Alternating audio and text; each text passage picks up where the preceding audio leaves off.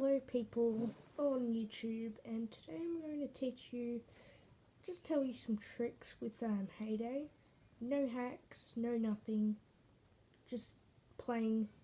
So the first thing you want to do is when you're at level 7, you want to make your farm neat. You want to gather stuff up. You don't want to sell things that are really good, such as your nails and bolts and expansion things for silo and that sort of stuff. You want to keep it, and so then if you go out of money, you can sell it and you don't just get your money and then spend it. And do not do a lot of gardening at like low levels, because that's just a waste of your money and eventually you won't want it. And also you want to equally balance the things that when you're making things, you want to make some things that you can sell and some things you can keep for like doing tasks such as boats, mining, expansion, and truck deliveries. But you also want to have an even flow of income and money and coins by selling, so you want to equally sell things that you don't need with things that you do need and keeping them. Also, when you go fishing, you want to make sure that you still have some tickets, and you don't want to use them all at once, because elsewise you could get the task to be that your fishing equipment won't take as long to produce, so that if you save your tickets or your vouchers, then you'll be able to use them more when it's a good enough time.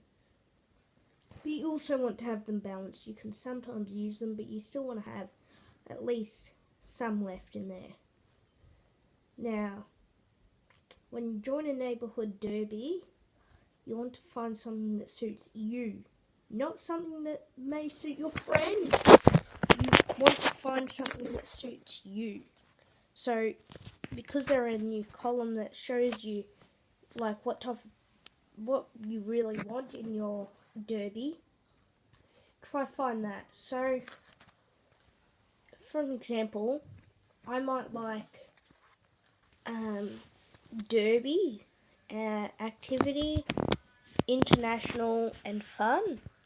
Just those 4. So it will show those up for me, and that's what I would really like.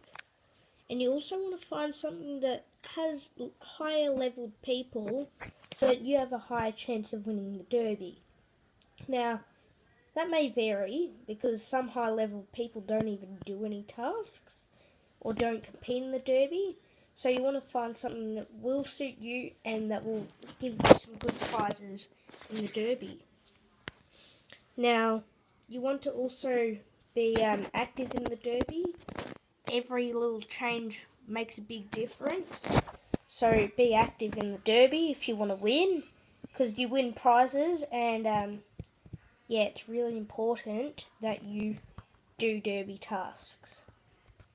Now, you really want to help lower farms out. Take photos of your farm to make sure that you can see the progress. Every 10 levels or 5 levels, take a photo of your farm. And so also try help out lower leveled farms. Try friend request them.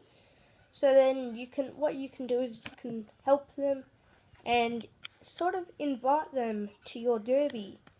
So lower levels equals more people and a bit more activity, whereas higher levels you're more likely to win the derby, but you don't have as much needs to give away. So that's pretty much it. But just make sure that you have at least one friend that is a lower level than you, that's someone you know and you might think that they need help. So try find those sort of people. at the moment I'm friends with a level 7 person who really needs help. It doesn't look like their farm's going good. They've got a lot of dead bushes. Oh no, it was a level 17, sorry. Yeah, he's got a load of bushes, he needs help with saws. So what I've done is I've friend requested him, and he's joined my derby, and yeah. And also with the derby, try to join another derby. Don't go on your own unless you have no opportunities, no choice of what you're trying to find. Do not go for Champions League because there are a lot of restrictions in that as well. So try find your own, make your own. Try not to make your own derby because it's a lot of trouble trying to get people in unless you know at least 5 people that are going to join you in your derby.